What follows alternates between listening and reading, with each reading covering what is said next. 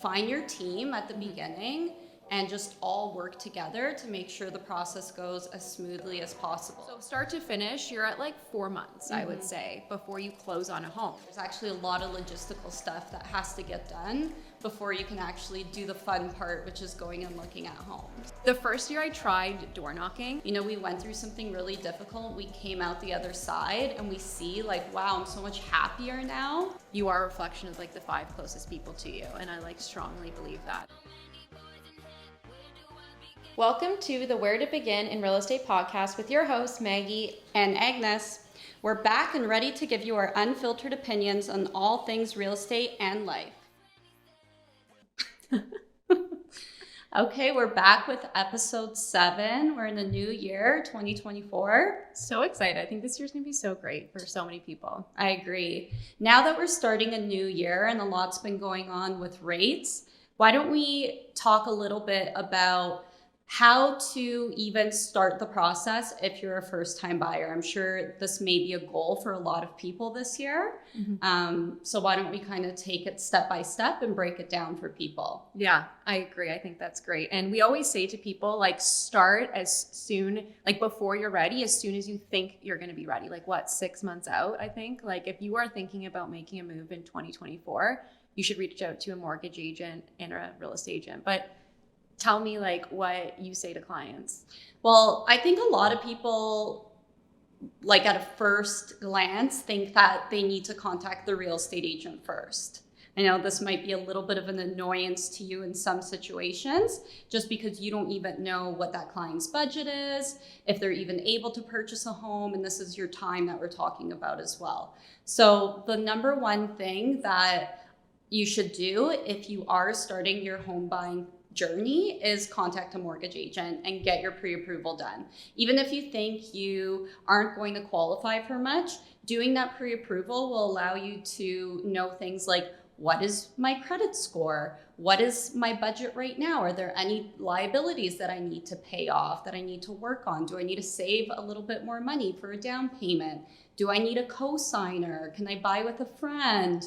Or whatever the situation looks like, but definitely starting there and then reaching out to a realtor to begin that process once you know what your budget is and what type of homes you can look at. Yeah, you don't really know until you have a pre-approval. And if people do reach out to us, we just like circle back and say, great, happy that we made this connection. Like, here's a recommendation for a mortgage agent. Like go get a pre-approval, and then we can really start actively looking. Because like you said, there's really like no point because you have no idea what you can purchase or what neighborhoods, like things like that. It's like you kind of work backwards from the price, and then you say, okay, these are like my non-negotiables, the area I would like to be in. And then we say, okay, well, that looks like a townhouse, or that looks like a detached over here. Or, you know, this is your options based on that purchase price. And then we kind of like narrow it down from there. Exactly. And I'm sure too that perhaps if somebody can only afford a townhouse, for example, in a specific area, once they've sort of looked around and decided, you know what, I don't really want a townhouse in this area. Maybe, for example, they started looking in Burlington. They don't love the towns there. And they're like, okay, well, maybe I will open up my mind to Hamilton, for example, drive a little bit further and look at detached homes. Exactly. And that's why I also think it's good to reach out to have this process done and reach out to a mortgage agent, get that number, and then a real estate agent like far in advance, because then we can start watching the market, right? Like then you can start like looking at what are towns selling for in Burlington. Okay, you want to wrap your mind around Hamilton. I'll tell clients you should drive around the neighborhoods on like nights and weekends. What's that like? Do you like let's look at the infrastructure, let's look at the grocery stores, like the lifestyle. You're really buying into a certain lifestyle in a neighborhood. And so you don't want to make a quick decision, especially if you're looking at multiple cities or towns. You want to feel very comfortable. And I think like it's good, it's okay. Like you're not wasting my time or your time. Like I tell people that all the time. Like I want them to feel very excited about their purchase, very informed and like happy and not rushed. And I think not too long ago, people would require you to have an actual pre-approval letter prior to putting in an offer. Oh, in 2021, when it was super competitive and you were seeing like 15 up to like 30 offers, I think one place in Milton, we saw 70 offers, which was the most. agents, like on the listing side, we wouldn't entertain it unless there was like a solid pre-approval letter attached in some places, because you don't want it to fall through. Yeah. Like you have 15 offers for great prices, for great conditions. You want to make sure that that person is super solid. You still do now, but in that market, yeah, that's what we were when we were seeing it. Why don't we talk about timelines a little bit? Yeah. So how long does it take to get a pre-approval done? My turnaround time, for example, I can get you a pre-approval in 24 hours if you really need it quickly. And that also too just depends on how fast are you going to get your documents to me? How fast can we hop on a call and just go over everything? I don't like to just like hand over a pre-approval and just let somebody blindly walk away with it. I like to explain and go over what a budget would look like at that purchase price and things like that. So for my end, I can get a pre-approval done in 24 hours. With you, in terms of your first meeting, signing a contract, and actually finding a home, what does that look like typically? It's a great question. It's longer than I think people think. So typically they'll reach out. I always do a buyer consultation with buyers, and that's like an hour meeting talking about what the process looks like start to finish so that they know what to expect.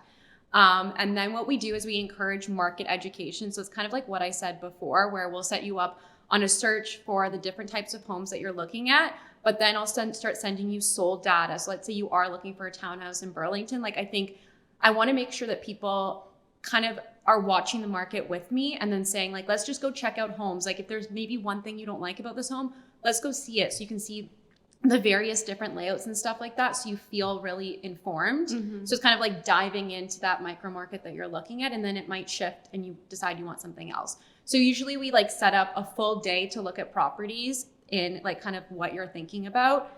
So then we can then have another conversation, but usually that's like sometimes a week out because people work, 9 to 5 or whatever their job may be.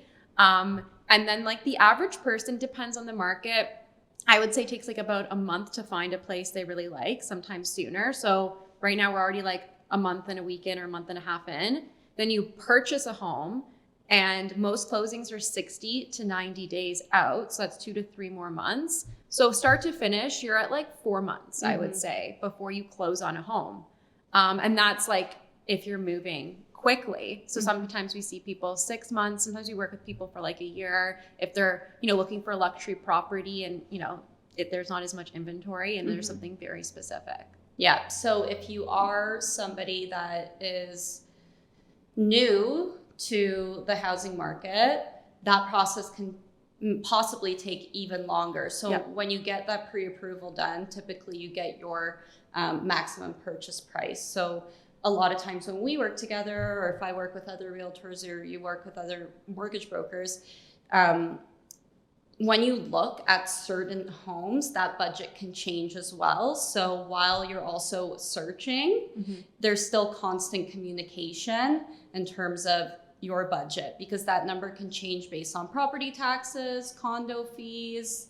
So it's important to just find your team at the beginning and just all work together to make sure the process goes as smoothly as possible. But another thing too I want to point out about the pre-approval is, like you said, it might take 4 months, but if you get stuck at that pre-approval part because your credit's too low, or maybe you have too much debt and you need to pay some down, for example, or you're not happy with what you're getting pre-approved for, that can also take a few months to fix and get to where you need it to be, possibly even a year. Yeah. Because maybe, for example, you don't work a salary job, you work an hourly job, and you didn't realize that you need a 2-year average in order to qualify and use your income. So these are all important things to know prior to actually starting the journey. There's actually a lot of logistical stuff that has to get done before you can actually do the fun part, which is going and looking at homes. And I think that some people that I've worked with anyways feel like that they're wasting their time reaching out. They're like, oh, I waited till the last minute because I didn't want to like waste your time, which is obviously so nice that they respect my time. But I'm like, no, reach out sooner. Like, I'm so happy to have this conversation 6 months in advance. What does that look like with your mortgage broker? Okay, like that's totally fine. And I'm sure you're the same way. So well, we've had mutual clients that we've started talking to like a year and a half prior to actually doing that pre-approval and going and looking at homes. Yeah. So it's never too soon to reach out and start the process, because you don't know what that process is going to look like for you. Yeah, and we'll give you a honest opinion. Like sometimes with people, I'll say, I don't think right now is the right time. You should do X, Y, and Z, or we'll be looking at homes, and I'll be like, do you really, do you want to change this to a different neighborhood? Like, we'll be honest. Like, we're not going to rush somebody into it. Yeah. So we'll give them feedback, I think, in terms to like help them navigate what the best situation is for them. I do want to circle back quickly to like the property taxes and maintenance fees, because I think that that's like a great point that a lot of people don't realize how different it can be. Like, I've had clients, it sways like 50 grand between like condos or city to city. So it is really important to work with somebody that will like break that down for you. Yeah, I think the last episode that we did, we compared a condo and a duplex. So there's a $50,000 difference there in terms of qualifying, and actually even more because you were able to put less money down on the duplex. So it does vary based on property type. If you're buying a duplex, for example, you're going to qualify for a lot more because you're actually adding income to your application with that rental income you're receiving. If you are purchasing a condo and there's condo fees and property taxes, those go into your liability section, so you're going to qualify for less.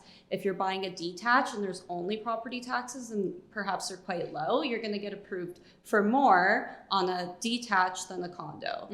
That's just how it works. And I don't think a lot of people understand that. So that's why it's important to constantly be in communication with your real estate agent, with your mortgage broker, and running your numbers if you are somebody that's purchasing at the top of your budget. Exactly. And even to this point, and I've told you the story before, I've shown clients homes in Burlington versus Hamilton, and Hamilton's property taxes are significantly higher. And a detached in Burlington, they were able to buy for $900, but then their maximum purchase price, in Hamilton was like 50 grand less, just on property taxes alone.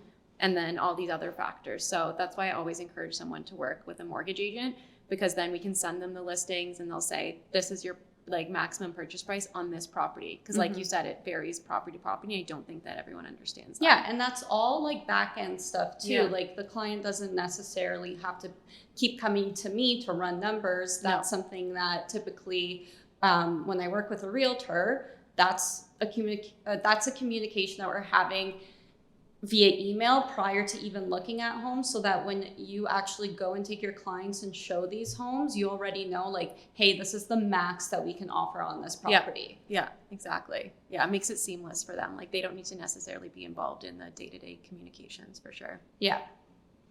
Okay, we should like talk a little bit, I think, about goals now for 2024. So do you, like high level, do you have some certain goals in terms of business that you want to share? In terms of business, I mean, I always just want to keep growing. So I think a big goal for me this year is to just continuing to network and meet a lot of people.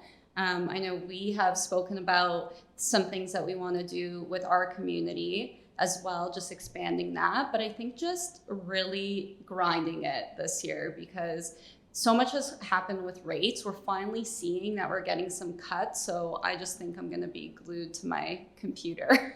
I think the same thing. So many people have been waiting on the sidelines, and that's kind of what we've talked about. I think next year is going to be a really busy year for us, and I feel like the same way. I'm very excited. I think there's a lot of people I've had conversations with for 2 years that have just been waiting kind of for rates to drop or different things in their personal life. So I'm excited to like help them find a home, and I do think that that's going to be next year. Yeah.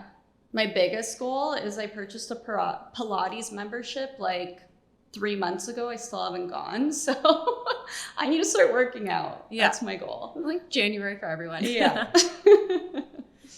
Okay. So then what has worked and hasn't worked in your business? So I think the thing that has worked the most for me is really putting myself out there. So since I started in this industry, I started creating content like right off the bat. So I started with reels. I really grew my following making reels. Another thing that's really worked too is just networking with different types of people. So when I first started, I made a lot of connections with people in different industries. So home inspectors, realtors, lawyers, so that I can make appropriate referrals to my clients as well. So I think that's been a really big thing that's helped my business.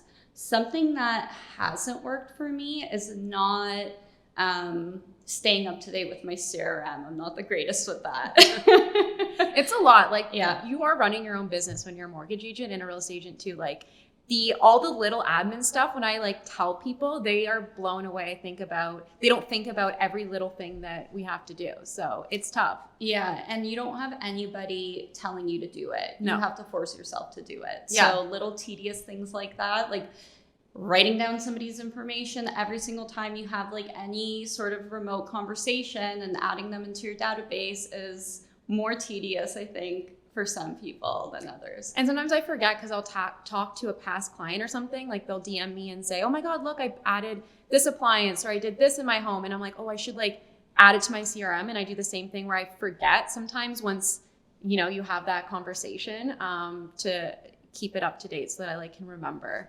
I could get better at that too. I think for me, kind of going back to what you said in terms of like, no one's telling you what to do. For me, time blocking has worked so much. Mm-hmm. Both of us, I think, because we have had corporate jobs before, are like conditioned to be at our desk 9 to 5, or you start a little bit earlier because you have kids, you have to get them at 3, or like probably 7 to 3, like at your desk. Then obviously we're available outside of those hours for clients, but it like forces me to get stuff done. If I have listings a few days ahead, book them, but like do a bunch of research on them, like all the different stuff that I can do ahead of time. I really try and sit at my desk and do that, but then also schedule working out and tennis because I'm super active, and having time blocks for personal things and work things, I think keeps me accountable. And then I also feel like in ways I can kind of shut off, not that I'm ever shut off, but then, if it's a Friday night, I'm like, okay, I worked really hard this week. I got everything I'm done. I can just take it easy. I'm trying to think like what hasn't worked for me. The first year I tried door knocking, and I think like I personally have a no soliciting sign on my door. I don't open it. I find it so annoying when people do it. So I think it didn't work for me because I think you have to do what you're comfortable with and what comes across authentic. I know that word has been overused so much in the last few years, but I do believe that things come off well if you feel confident and like if you would receive like it on the receiving end. So I always think about that with my business too. What would I want if I was a client working with a real estate agent? How would I want them to approach me? How would I want them to handle what I'm doing? And I think that that's what's really worked for me, because all my clients, like the best feedback I get all the time is that you are so genuine, and like so many other agents we've worked with have been like pushy or salesy, or sometimes we get a bad rep where I'm like, I genuinely care. So there's a big stigma with any sales position. Totally. So I think you really have to just pick and choose, who is in it and actually working hard and taking their job seriously versus the ones that might just be doing it on the side. Yeah.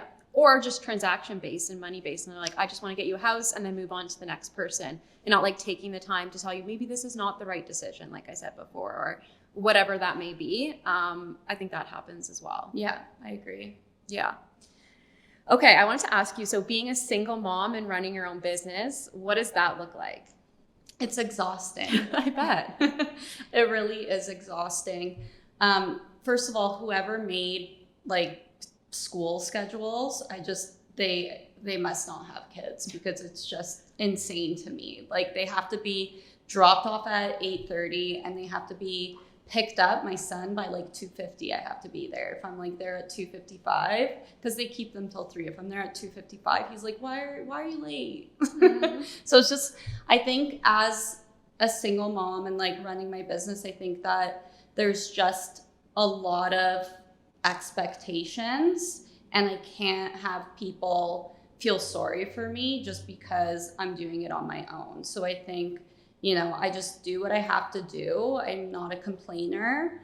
I am just conditioned now to take on a lot of work and a lot of responsibilities, and it's kind of just go, go, go nonstop. The only thing that I do to make sure that like I stay grounded and don't like drive myself crazy is just take breaks when I can. So like the kids go to their dad's every other weekend. Like I make sure that on those weekends, it's like me time. So Yeah. I'll pop into Florida for a weekend, or I'll stay at home and do absolutely nothing. And I don't feel bad about that. So definitely just resting when I can, but when it's like go time, it's go time. Yeah. So you can be the best version of yourself, I'm sure, for your kids and your business. Exactly. And like, I mean, the benefit, I am thinking, you are not a complainer. I think both of us are very just like positive people, and woe is me is like just not us. But and so something that like I think is good about running your own business is that you can pick your kids up at that time, because if you were in a 9-to-5 job, they would probably be in daycare, and that's why a lot of people have daycare or nannies or other options, because it doesn't work, right? So like it's kind of give and take. Like you are running your own business, which is a lot of responsibility, a lot of stress. Neither of us are on a fixed income, so we have to deal with that versus having the flexibility to be able to like pick up your kids when you can. Yeah, and I do actually think I would be more stressed out if I worked a 9-to-5, because typically with those types of jobs, you make a certain amount of salary, you have your expectations, you go to work, you do it, and you come home and you have more work. Yeah. Whereas like being a business owner, I set my hours, which are usually 24/7, but also I have the ability to make as much money as I can, because whatever work I put into it is going to reflect with my income. So that is a driving force for me. It's a motivator for me, because I'm like, okay, if I work really hard and close as many mortgages as I possibly can, then I'm essentially in another way going to be a little bit less stressed out, because I can work the hours that I want, but also make the money that I've earned and still be a great mom at the end of the day. Whereas like when you work 9-to-5, it's kind of like if you only make a certain amount of money per year and you're stressed out with all these inflationary costs, that's another stress in your life, right? Yeah. I think when people are just wired one way or another, I think some people would prefer the first option versus like being like self-employed. Some people, it's just not for them, right? Yeah. So I think both of us are just, that's what we like. We like I think the stress drives us to work harder, both of us. Yeah. Do you feel like you have gone through transitions now that like you're single and you own your home by yourself, you have a dog? Like, does life seem harder or does life seem easier? Life seems easier. Okay. They say that though. Yeah, life is really good right now. I feel like all my ducks are in a row. I've now, just finished my 3rd year in real estate, and the first few years were obviously a big learning curve. I've been fortunate enough that I've done well and been very busy, but I do think it goes back to what you said, like from day one, I've just like hit the ground running, put a lot of work into it. But yeah, like logistically, like going through a divorce, having to like refinance to get my house, and then like having my dog and a puppy that now is like pretty well trained. I feel like kind of everything in my life is like in order and like kind of easy. And that's why I am so excited to go into next year and just like really like work's going to be the forefront for me. Mm-hmm. But I just feel like my personal life is just like so good right now, and I'm so happy. So I'm just so excited for next year. I know it's going to be great on all fronts. So I agree. Okay, question for you. What is a non-negotiable in your daily routine? My morning routine. Okay. It's probably like, I think we've talked about I know you this. have a serious morning I have a routine. serious morning routine. It's like anywhere from an hour and a half to 2 hours. And I just think that like it sets me up to have the best day. Yeah. And obviously it'll change down the road when I have kids and stuff. I know I like can't do as extensive, but I love it. And it just starts off like every morning I wake up, I journal, I do a gratitude journal of like the things I'm grateful for, and then also like what's going to make that day great. So like kind of just planning my day and having like 10 minutes by myself first when I wake up.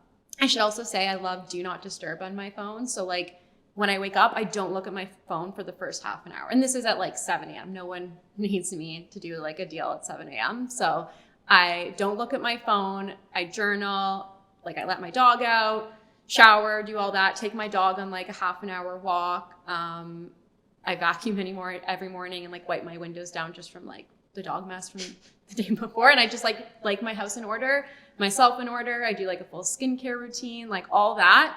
And then by like 8:30, I'm like ready for the day and I feel so good. And then I work out usually like midday, unless it's a day I have tennis, which is like 3 days a week, which is evenings or mornings. I used to work out in the morning on top of that morning routine, but I just found I was like getting up so early, and I don't know, I just felt like I have more energy midday to do like heavy lifting, working out, because I do like weightlifting if I do it. So that has been a change this year, is changing the time in which I do my workout. But I do feel like my morning routine, literally, even if I'm like super stressed out, sometimes I'm tempted not to do it, but then I find like that's what makes me feel so much better. So yeah, my mornings are kind of chaotic, but one non-negotiable I have is I always make my bed. Like as soon as I get out of my bed, I always make it. I should have said that. I do that too. Yeah. But other than that, it's just like yelling at the kids to get ready, get them out the door. Luckily, they start school early enough that I'm at my desk by like 8:40 and working to like before we actually leave for school. I'm like not the last minute mom. It's like we're waking up an hour and a half before school. We're taking our time, eating breakfast, getting dressed. I hop on my laptop. I reply to like any urgent emails, have my coffee, and then by the time I actually get back, I'm like in go mode. Yeah. And I think that's nice, like not to be rushed in the morning. Yeah. Probably makes such a big difference. I will say I will never be like 5 a.m. club. Like I wake up at 6:15. I just cannot do any earlier than that. In my previous corporate job, I had to be in the office at 8.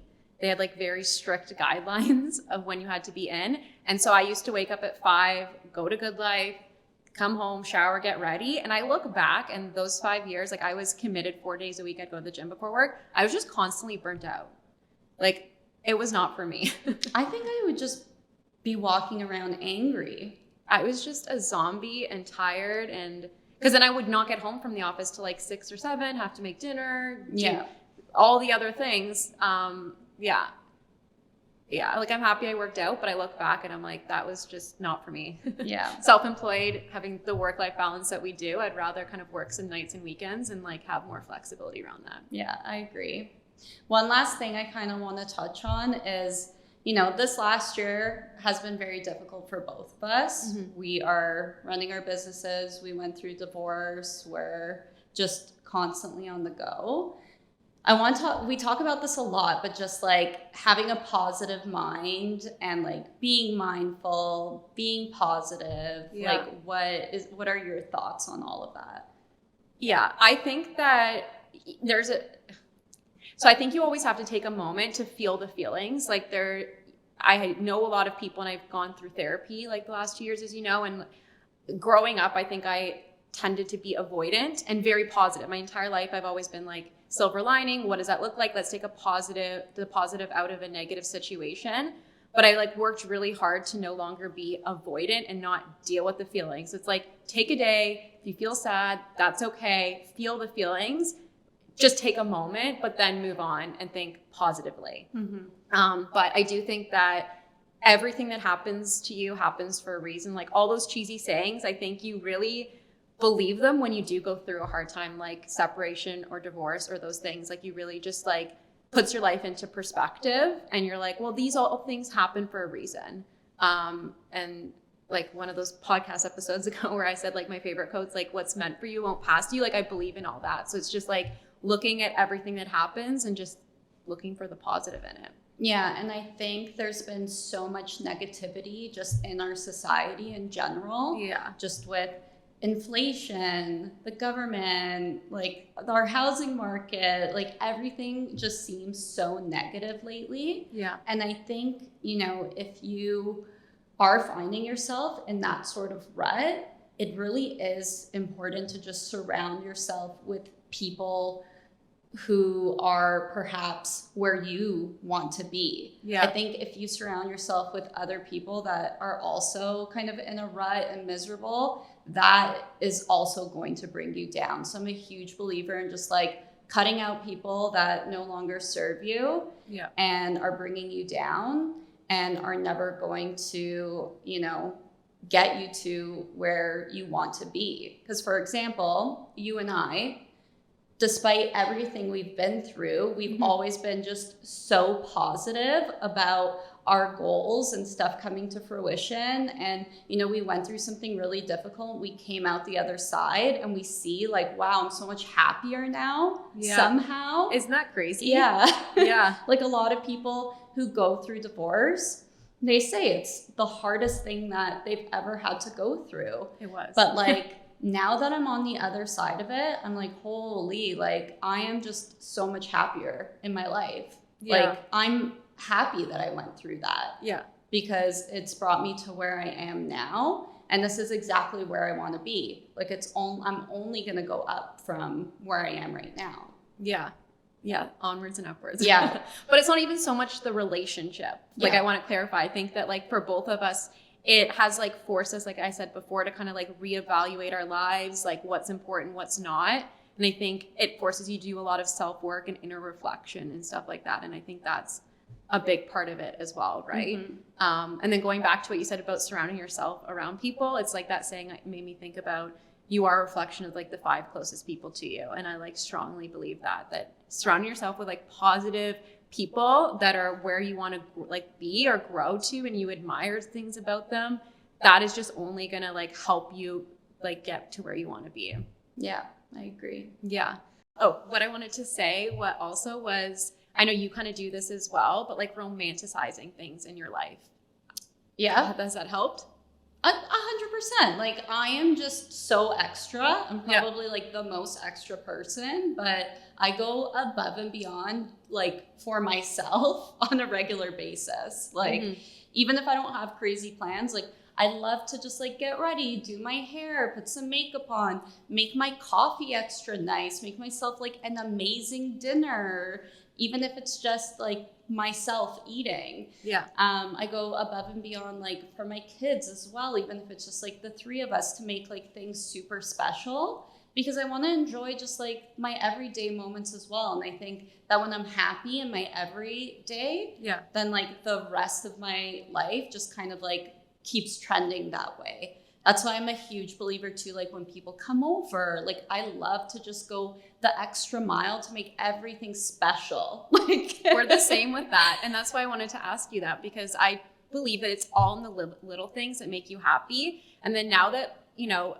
with everything we've kind of gone through, you have more time by yourself. And I do the same thing where I like will make myself like a beautiful dinner. I'm like, I don't need plans like all the time. Yeah. And I've like really utilized the notes section in my phone. So like each season I kind of write like down different recipes I like want to make. And then when it comes to the weekend, every weekend I try and make like a different recipe. And I get like so excited and romanticizing. I'm like, I'm in my house with my dog. I'm going to light a candle. Like I'm going to make this beautiful dinner.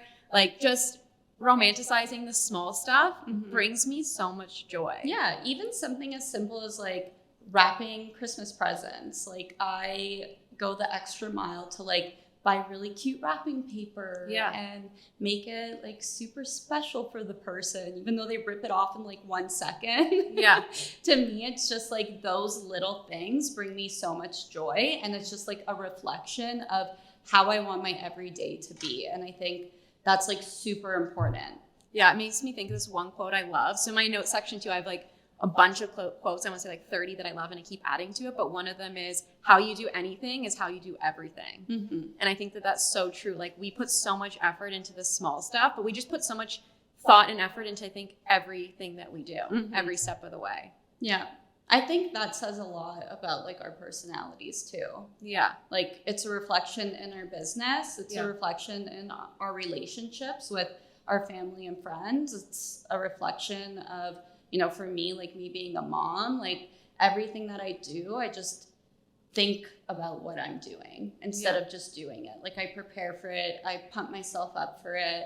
I, you know, want to do it well. Yeah. Everything I do, I want to do well. I don't want to half-ass anything. I want, you know, in a way, I want it to be perfect, but I'm not so much, and people will argue this, I wouldn't say I'm like a perfectionist. It's just I am really paying attention to the details and making sure that everyone who is involved is thought about, and what is hopefully their reaction is a positive one. Yeah. And then it's also like making a positive impression on the people around us. Like I always want people to leave an interaction with me, like being like, wow, that was nice. Yeah. You know, and then kind of like what you said is just like putting a lot of like effort and thought into what we do. I'm the same way. And it's like, I won't do something unless I'm like, have the capacity to give it 100%. Like I don't like half-assing anything. If I'm going to do it, like even I hosted a Christmas party this past weekend. For a month, I was thinking about the menu, planning it, the details. Like, Yeah. I just want to make sure everyone feels the love. And like, I love giving everything. And I think one important thing too to note is that the reason I'm able to be like that is because I've started saying no to so many other things. Yeah. So before I was just such a yes girl. Like, yes, I'll do that with you. Yes, I'll go here with you. Yes, I can take on more work. Like now I'm just very mindful of like my capacity. And I mean, I still probably take on way more than I should, but it's just because I feel like I can. Mm-hmm. You know? But I think that's how you learn how much you can take on. I think Yeah. it's a learning experience that a lot of us go through. I was the same where you say yes to a lot of things because you're young and you don't really know your capacity. But I think you have to figure out what you like and don't like in terms of work, personally, everything, right? Until you've kind of done everything. Even kind of going back to me saying like door knocking, like when I first got into real estate, I tried everything, flyers, door knocking, like just everything, like going to events. And I'm like, okay, you can't do everything 100%. So it's like going back to like 3 or 4 pillars of things that you think in your business you can do really well and that will land really well. Mm-hmm. Just as like an example, right? Yeah. So I think that's how you like learn what's going to work and not work for you. So I wouldn't be hard on yourself for that.